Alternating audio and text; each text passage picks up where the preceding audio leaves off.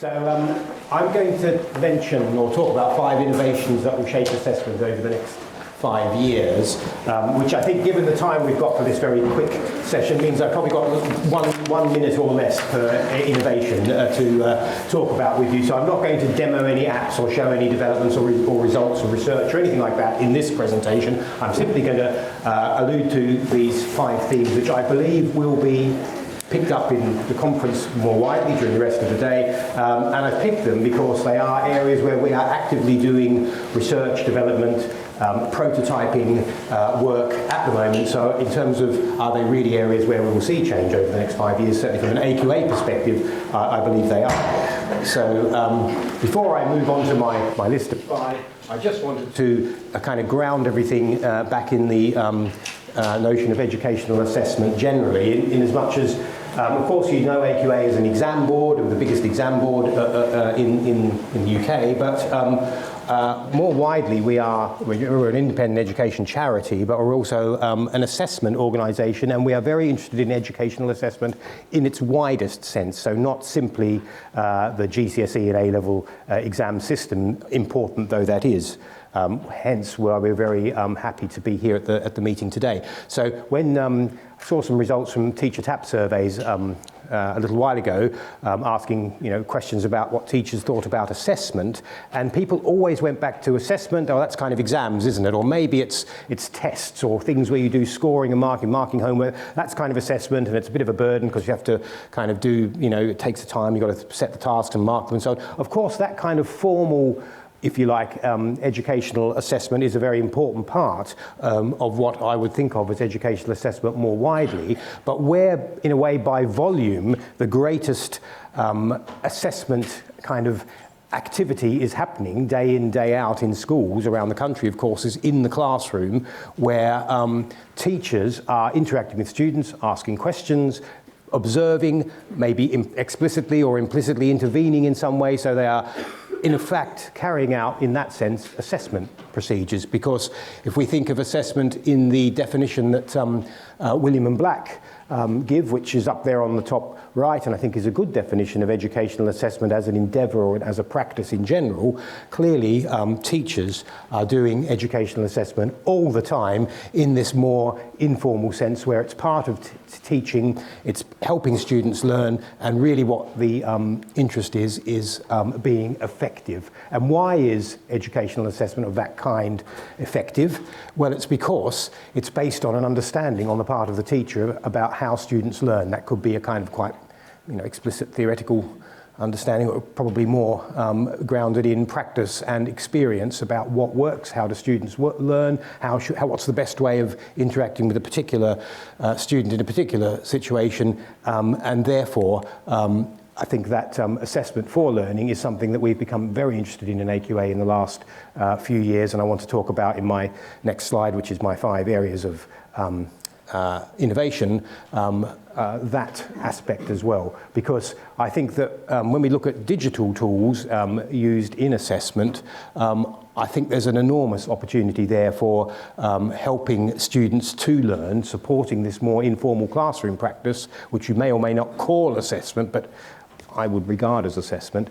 That is an extremely important opportunity, as well as the whole formal assessment, more formal forms of assessment right through to the kind of public examination system. So I think these are my 5 areas, and I'll go through them one at a time. The first one is, I think over the next 5 years we'll see considerable development of the use of digital interfaces for interacting with students to obtain information in assessment contexts. So we see all the stuff in the news about exams, GCSE or A-level components or papers going on screen. I think that will happen quite soon, and we are, and I know colleagues around in the kind of exam board sector are well prepared for that, and have done a lot of work both about the practicalities of actually administering digital examinations in exam halls with students and devices and kits and all that kind of stuff, as well as how students actually respond to and interact with those kinds of interfaces. And I think really our focus at the moment on that digital exams space within AQA, apart from just getting stuff working in the kit, making the tech good and creating digital versions of existing assessment components is around the accessibility and inclusiveness opportunities that different ways of working with students and different ways of presenting tasks and trying to elicit responses from students to tasks can be facilitated by digital technologies in a way that you can't do on pen and paper. So obviously inclusiveness includes a lot more than kind of the kind of accessibility arrangements you might make in an examination scenario, including all the content, for example, is obviously extremely germane to that. But I think we'll see in that digital arena, whether it's digital exams or digital tools, over the next 5 years, a big focus on accessibility and the use of tools to help students work, to help assessments work for all. Theme of today's meeting, of course. The third one is of no surprise, of course, is AI, and I know you'll be hearing a lot about AI in the course of today's sessions. Can be used for all kinds of elements of assessment procedures. We have done a lot of work and are doing a lot of work in this space right now in AQA, both using kind of off-the-shelf products, but also developing our own models, but kind of customizing open source stuff, building apps, which I think will make a big difference. But really, the important thing is the kind of ethical and appropriate use of this technology, and I'm sure that is something you'll be hearing more about today. And I think that also the AI stuff means that when we look at ed tech products more generally, we have again, it's work we've been doing at the moment. We've been doing some work on numeracy skills for kind of day-to-day life, financial understanding. Can you kind of understand your pay slip? Can you work out how to compare mobile phone deals? That sort of thing. Things that students will actually face when they leave school, irrespective of what they've done in GCSE maths.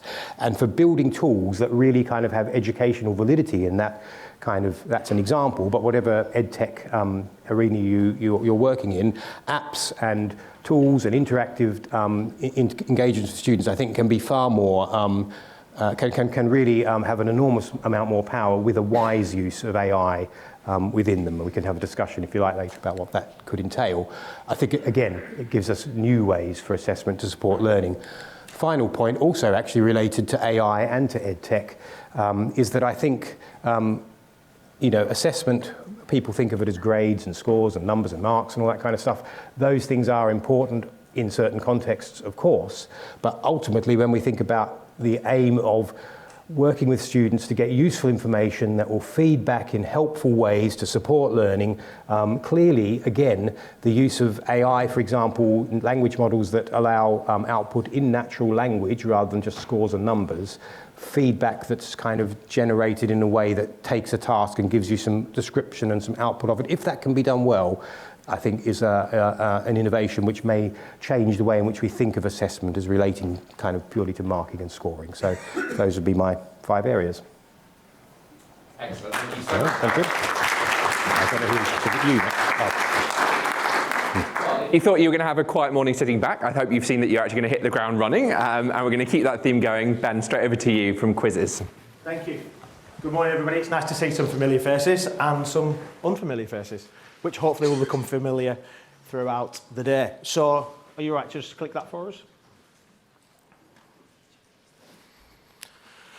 So, I've got a few more slides, but I won't take any longer than is allotted. So, asking about that question around authentic assessment in the age of AI, we thought there's a question that sits there about traditional assessment, and from a Quizizz perspective, I'm here on behalf of, as a Quizizz ambassador. Sometimes the phrase gets used, Quizizz evangelist, but as a former RE teacher and philosophy teacher, I'm not a particular fan of that phrase, but we won't stick with that. So we know that statement from a strategic perspective that we need to consider that if we don't continuously change and don't continuously learn new things, but them organisations will die. That's a little bit about me. Don't worry about me, it's not about me. But the questions are about alternative and authentic assessment. What does that mean? And how Quizizz is helping in that space to make the authentic and alternative assessments genuinely practical for every classroom. But let's start with what we're suggesting are challenges at traditional assessment. And we know there's assessment organisations in the room. We know there's people that are in that conversation about whether assessment is working for every student in every class and making sure that that works at every level to make sure that that one size fits all, which we actually know means one size fits none, is actually practicable, personalised, and actually making a difference for young people's futures and older people who are learning in that space as well. So the challenges we see sit on this: when assessment only focuses on memory and fact recall. If that's all it does, then there's a challenge. We know that. I'm preaching to the converted here. Totally understand that. There was no evangelist joke there to make the... Sorry. The second one is a challenge when there's a stress and inequity for students with determination. I learned that phrase when I was in Abu Dhabi recently. They're not children with learning disabilities or children with additional needs. They call them students of determination. If anybody from DFE is listening, maybe we should just rephrase that. But anything that doesn't address the stress and inequity for students of determination is a challenge when it comes to finding authentic assessment. And the third thing that sits in there is that disconnect from real world examples. I'm an RE teacher. Most people tell me, I don't want to become a vicar, sir. Why am I learning this?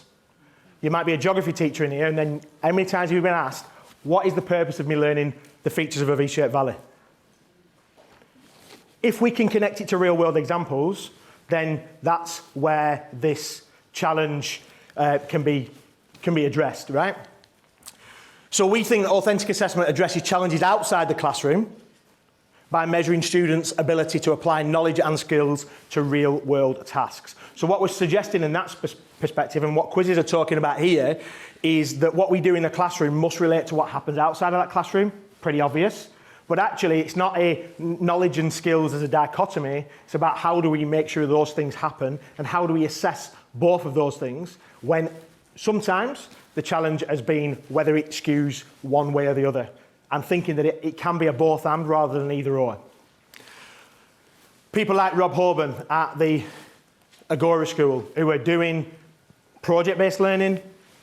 Sorry if I've sworn in at a certain academic situation, but the work that he's trying to do and think about how that contextualizes, or something that Alan Tang and the team at Collaboration Laboratory are doing in terms of gamified learning and how that we can assess learning in that space is super, super powerful. And I know that Will and the team at B-Dales have been very, very high profile in the conversation about what alternative assessment looks like in that space. And there are challenges in all three of those examples, but all three of those examples are really asking a question about what does assessment look like in the context that we're in.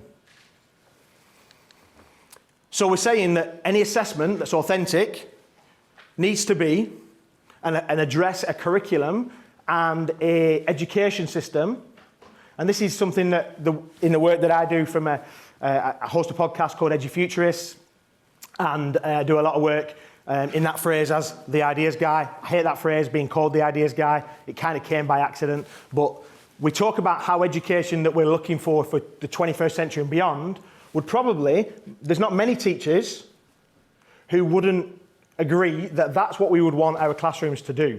That's what we want our education to look like. That's what we want our assessment to look like, personalised. So it addresses individual needs and it addresses individual understanding. So it's not just a one-size-fits-all, this is what you have to do, but then we've got to have a conversation about standards and what that means. But the question is, how do we make it personalised? This is a wicked problem, as Keith Grint and the others would say. It's a wicked problem, but actually it's a problem that we perhaps need to discuss. Second thing is that curriculum needs to be exploratory, curiosity and the development of that rather than it is prescribed. Third one about on demand. I'll leave that one there. We can talk about it afterwards, but I know that upsets some people. But on demand, when they're ready, as opposed to this age at 16, 18. Is it right? I don't know. But we've got to ask the question. Creative, and by creative I mean rather than just replicating something else, are we creating something and how is that assessed? Accessible, that will come out as a theme of the conference, I'm sure.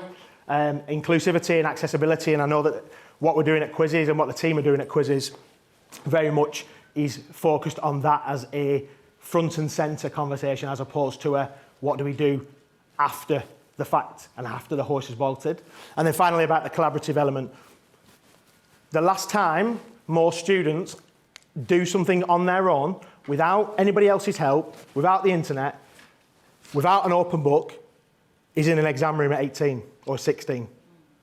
The last time you were asked to learn something or remember something without access to somebody else or something else was at school, very likely.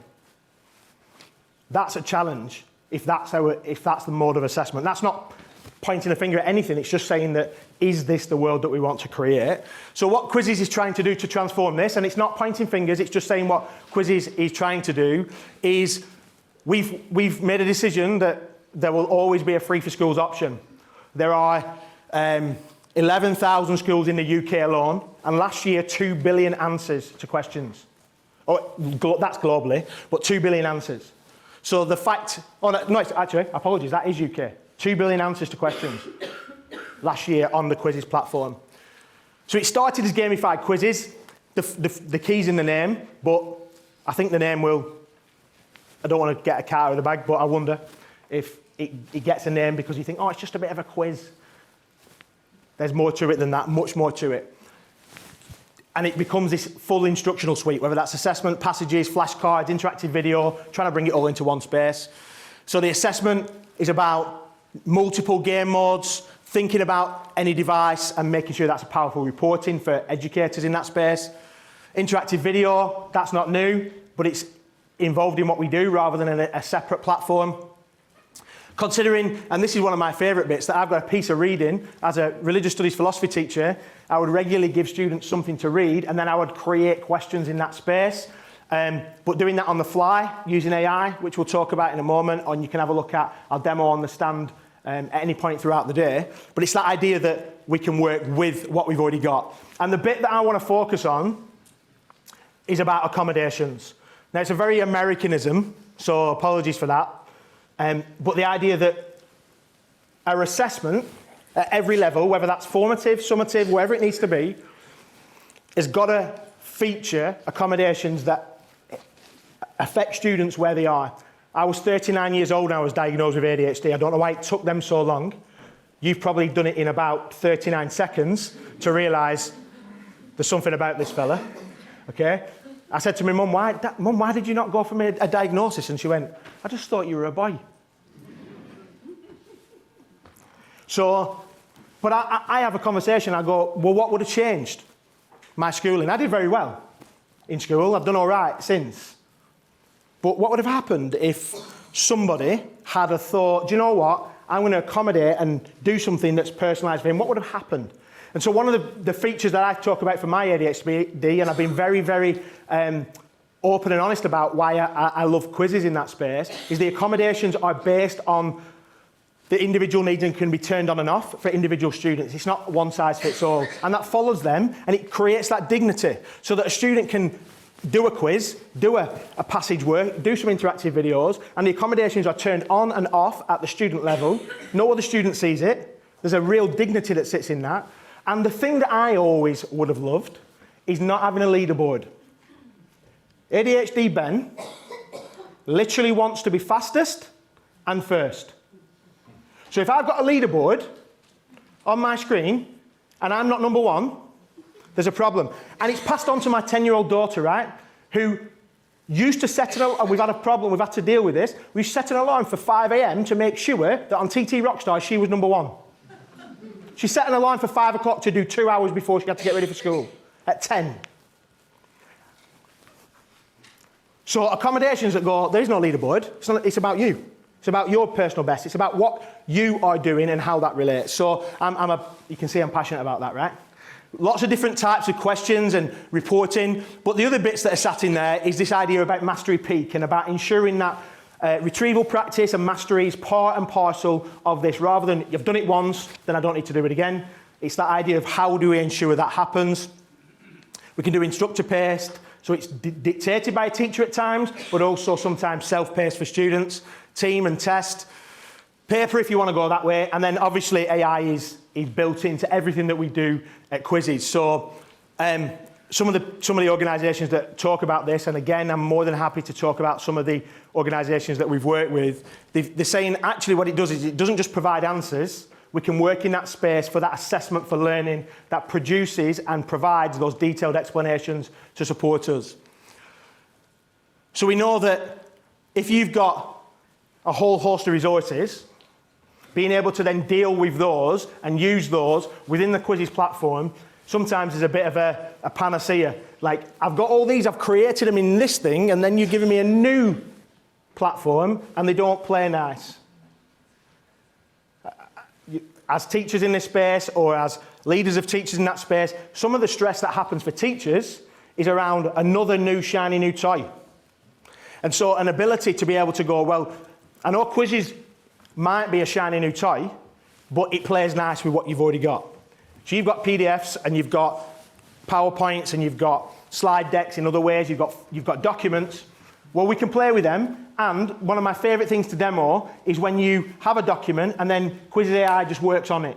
Or you take a picture of a menu or a picture or a piece of work, and then automatically it'll AI generate some assessment questions in that space. And it's not just multiple choice, there's all sorts of different types, but you can do it and augment it and differentiate on the fly.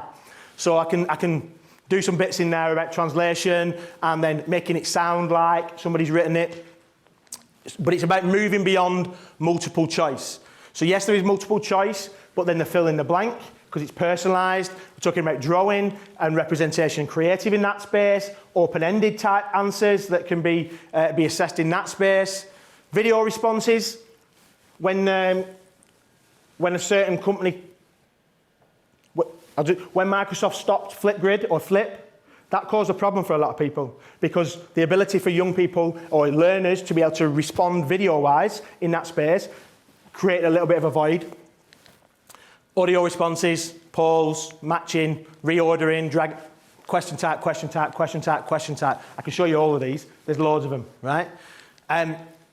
But more importantly, it's this idea that what we want to do for our young people and our learners full stop, wherever they are, and there is Quizizz at each level, is the ability to think, how do we relate this back to what really matters? And then what do we do with that information? As well as you as an individual student in that space and you as a teacher in that space, how do you ensure that the assessment is fit for purpose, not one size fits all, and then it allows for you to have the data at your hands and the ability to deal with a shiny new toy with old stuff. We play nice together to create those spaces and assessments that really matter for our learners. Thank you.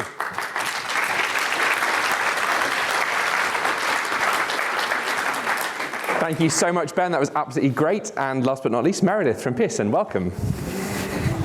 Thanks very much, Ollie, and good morning, everyone. It's a pleasure to be here. I'm Meredith Reeve. I'm Head of Next Generation Assessment at Pearson. And part of my role is developing new qualifications, amending and improving our existing ones, and thinking to the future in terms of assessment innovation in particular. So today I'll be talking a little bit about the areas of innovation that are really important to Pearson and why, and look forward to speaking to you throughout the day on the stand and in conversations as well. So first of all, why does innovation matter to Pearson? Well, it matters to us because it matters to you as educators, and most importantly, it matters to students. Getting kind of the perspectives and the views of parents and teachers and students is vital to everything that we do, and ensuring that our qualifications, our support materials, our platforms, etc., are fit for purpose and deliver what students and teachers need. So the Pearson School Report is a piece of research and a publication that we have been delivering for 3 years now. And in 2024, we had over 12,000 teachers and students respond to our surveys. So on the screen there, you can see what might be some worrying statistics in terms of some of the feedback that we received through the school report. So 3/4 of students said in the response to the school report that they have difficulty engaging in lessons. And that's a figure that was consistent across age and stage and across demographic groups. So there is a problem in terms of curriculum and engagement and what students are relating to. 6 in 10 teachers said that today's education system isn't accessible enough. And 53% of teachers said that today's education system isn't inclusive enough. And again, these are themes that will come up through the day. So thinking about some of the key problems to solve, we're really interested, of course, in solutions, in working out what comes next. So in asking students and teachers where they think there is opportunity to enhance and improve the system, 86% of students said that they want to learn about topics that are more relevant to them and to their lives, as Ben has kind of already highlighted, in terms of engagement, in terms of real-world scenarios, in terms of having both learning and assessment that will really set students up for what comes next in their steps in life. 6 in 10 teachers think that technology will improve accessibility for learners with SEND over the next few years. And Alex spoke already about the opportunities that we have to really harness the benefits of technology to ensure better accessibility and inclusiveness in teaching, learning and assessment. And I'll talk about that a little bit more in terms of Pearson's work in a moment. And 75% of teachers would like the choice of paper and digital assessments. As Alex said, this is already happening. Exam boards obviously are making moves into the high stakes space where it's possible to do so, and in partnership with DFE and Ofqual, we'll see hopefully much more of that in the future. But it's not just about high stakes assessment. As Ben has said, it's about formative assessment. It's about harnessing the power of data and of insights to improve learning and to really ensure that students have the best possible journey through their school life. It's important to note that thinking about the future of qualifications and assessment isn't new to Pearson. Several years ago now, we published the Future of Qualifications and Assessment report, which was a two-phase study, which really tried to get under the skin of what needs to change in 14 to 19 education in the UK. And there were kind of 7 key recommendations that came from that report. And interestingly, those recommendations are still very much what has underpinned our response to the Curriculum and Assessment Review Call for Evidence and many of the kind of innovations that we are focusing on day to day. So 3 of those that I'll focus on a bit more now. The first is around assessing the right skills in the right way, enabling learners to highlight their strengths and successes. And that means not just mode of assessment, but thinking about learning and assessment more broadly in terms of innovation. The second is around accelerating digital transformation. And this is something that's very dear to my heart as the person kind of responsible for thinking about digital assessment and the future of that. And then thirdly, creating greater diversity and representation that reflects young people's lives to engage them better in learning. So what does this look like in practice? So just to focus on a few kind of key areas of innovation for Pearson, around diversity and inclusion, what's really important for us is partnering with key organisations who are experts in this space, but also working with teachers and students to drive positive change. So the key example here is our Lit in Colour campaign. So over the last 4 years, we've been running a pilot program to really improve the diversity of texts and of authors in the English literature curriculum. And a report's just been published, which I'd encourage you to read on our website if you haven't already, which really talks about the impact of that work. And between 2019 and 2023, we saw a 100-fold increase in the proportion of students who are using text written by authors of colour in their English literature exams. So really trying to take action, not just to kind of highlight the problems, is key to us in this area. The second is around unlocking pathways, and I won't steal the thunder of Phil Holton, my colleague who may be here, who will be speaking on the panel later this afternoon about project qualifications, but we're really trying to equip schools and students to take project qualifications and really use a kind of innovative context for those around AI, around future skills, and we're seeing a huge growth in that already. In terms of assessment, we're thinking about evolution, not just about how and what we assess, but also where we assess. So the first kind of area here is around modified papers. So talking about accommodations, as Ben said, we know that there is no one-size-fits-all in terms of assessment. This summer, we had 28,000 requests for modified papers, and we received almost 100,000 word processed scripts. So these are students, this is not on-screen assessment, these are students who are taking their paper-based exams, but for whom typing is their normal way of working, whether that be because they're using technology in the classroom more and more, or because they have special educational needs that require that accommodation. So almost 100,000 typed scripts we received this summer, which is huge. So what we're seeing is, while the system isn't moving in that direction in terms of regulation and in terms of new qualifications in the UK context, it is already happening in the classroom, and we really need to ensure that we are keeping pace with what's happening in schools and for students. In our international GCSE and A-level qualifications, we've been offering on-screen assessments now for more than 3 years. So we currently have 11 subjects that are live, where students can choose whether they take their assessments on screen or on paper. And in summer last year, we had 6,000 students in international GCSEs taking those exams on screen across the world, and 10,000 taking our GCSE computer science qualification, which is real-life coding, really ensuring that students are being set up for what they will do in the future in that subject area. And thirdly, remote invigilation.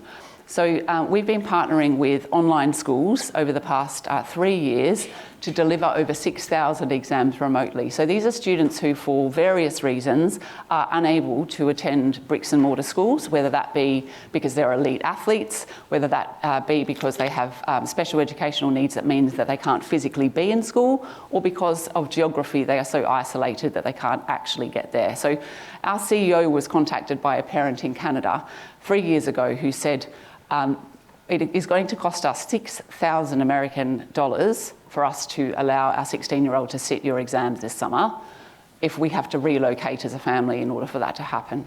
Now, if you think about the average exam, 16-year-old taking 35 hours of exams, the pressure that this would put on a family like that is immense. And so we started to think about how we could really innovate to open up opportunities for students who otherwise wouldn't be completing exams. Now, this is a service that has grown exponentially. We have huge demand, and it really just shows that technology is able to open up opportunities in assessment beyond the what and the what and the how, and also the where.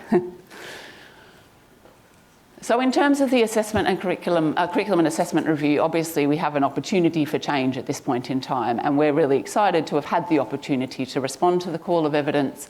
And those kind of key themes kind of underpin, that I've gone through already, underpin what our response has been and what the evidence and the research that we've put forward as well.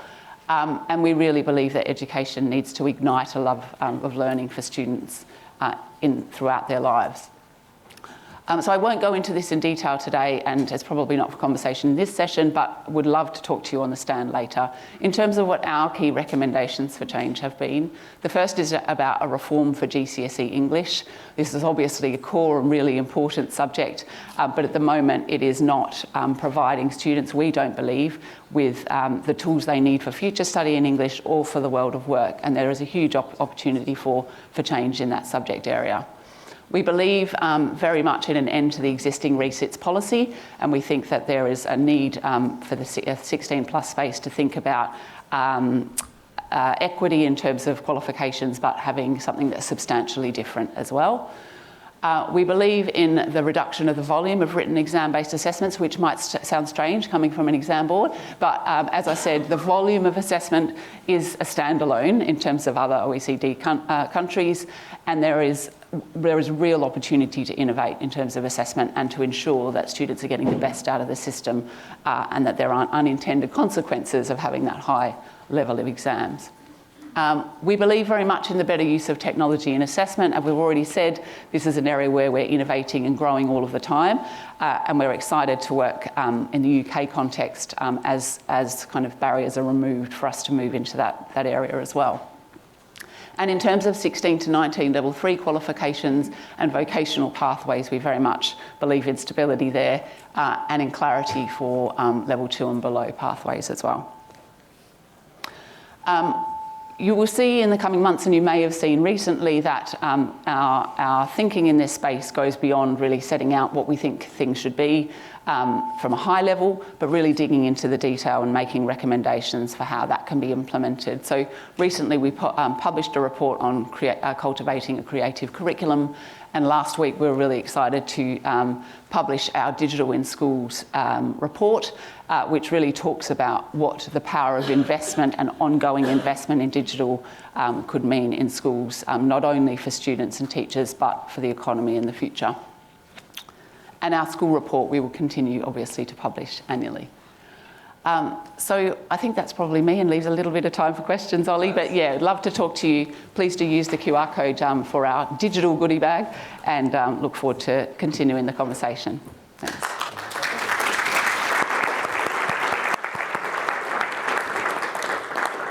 Wonderful. 3 great contributions. Thank you so much for those. We've got time for just a couple of questions to kick us off, and then we'll take a little comfort break before we welcome the rest of the delegates and start the main conference. Who's going to start us off? Don't be shy. There was a lot there. Just here. Thank you very much. Susan is on her way. Hello, my name's Andrew Holland. Hang on just a second so we can hear you. Thank you very much. Perfect. Nice to be here. Well, the first time I've made it to one of these. My name's Andrew Holland. I'm from the MTB, the Music Examination Board. But I've got many hats. But my big question is, and there's a division here between the speakers, the emphasis of exam boards has been on maintaining the exam system and subject-based criteria. And that, in a sense, dominates the whole delivery system, the teaching system. Whereas Ben goes on about this diversity. I believe that we can have both subject-based specialists, but also this diversity to meet the needs of students. I was trained as a geography teacher to teach my subject. I wasn't trained to educate people historically, and I think that's the change in emphasis. But the one major change I find, and I find it really welcome from exam boards, is that the technology allows us to have that diversity, whereas before we didn't. We were tied to exam systems, exams, practices and procedures, which I'm afraid were driven, and are still driven through the exam boards and through government policy, and therefore we have an opportunity to move that forward. Great. I really welcome, as I say, that change. Thank you so much. Ben, do you want to reflect on that first, since it picks up something from your presentation? I do really like the idea that it's not either or, it's both and. So you can do that discrete subject and then that project based. And I know that we talked about that pre the conference today, about the project based. There is a diversity of subjects and diversity of areas. So I think as that develops as a concept, rather than just you're doing your English exam, or you're doing your maths exam, that element that comes together, I think he's definitely part of that conversation about the future, right? Yeah, and a couple of the examples you mentioned were great ones there. You mentioned BDELS, you mentioned Agro, we could mention XP and others as well, where they're doing that and kind of bringing that together. Alex, Meredith, do you want to come in on that question? I mean, I guess I'd say on the public exam system, clearly one works within whatever the government of the day specifies as the parameters, and it's really an interesting time now for us, isn't it, with the curriculum assessment review underway, to think about some of these big system level questions of the kind that you've raised there. I think at the moment, of course, exams are there to provide evidence to, essentially the purpose of them is to award qualifications to students and to try to do that fairly and validly, and the policy is that those qualifications are kind of subject-based. So we have a certificate which attests to your competence in geography or level of proficiency in English language or whatever it might be. I would say something like the EPQ, I guess, would be an example of a qualification which does try to be, try to reflect some of that wider, those wider assessment objectives and content, assessment objectives really, in its design. I think the question about, in the classroom, what's happening every day and what is the purpose almost of education more widely over and above certificating proficiency in a particular area for maybe getting a passport for future progression, is one that is clearly much bigger than the exam system. And I think it's, in terms of, assessment as a discipline and the concerns of today really relevant right now. I'm going to come to you, Meredith. I'm giving you all the heads up that I'm going to ask you for your kind of one key change you'd like to see. So let that percolate while Meredith answers this one. Yeah, so I think all of that is true. I think the one thing that, certainly in speaking to teachers day in, day out, that we know is that what is the end point, what is the exam system is what drives the classroom practice and the space and the time there is for innovation within the classroom. So the more there is a high volume of exams to work towards and to practice for, etc., the more classroom time is spent doing that. So absolutely, I think that the system needs to allow the space for that kind of innovation to be the most effective it can be.